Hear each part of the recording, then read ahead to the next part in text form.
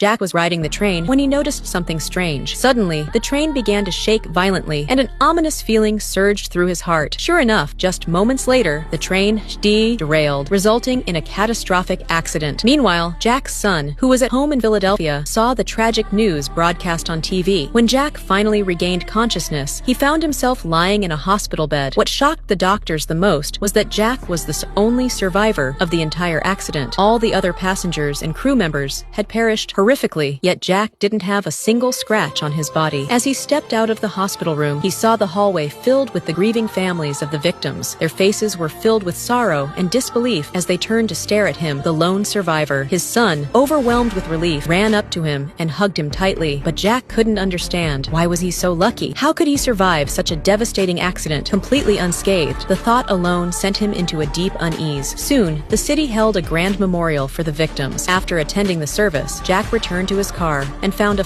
mysterious card in teal fright tucked under the windshield wiper. The card contained only one question: how many days in your life have you ever been sick? The words instantly made Jack pause and reflect, because the truth was, he couldn't remember the last time he had been ill. Jack worked as a security guard at a university stadium. Troubled by this thought, he went to his colleague and asked how many times he had taken a sick day over the years. His supervisor thought he was asking for a raise, so he laughed and made him an offer, because since the day Jack was hired, he had maintained a perfect attendance record. Not once had he taken a sick day. This question haunted him so much that he couldn't sleep. That night, he even woke his wife and asked her the same thing. She too was stunned. Thinking back, she couldn't recall a single time Jack had ever been sick, not even with a mild fever or a cold. What could this possibly mean? Neither of them had an answer.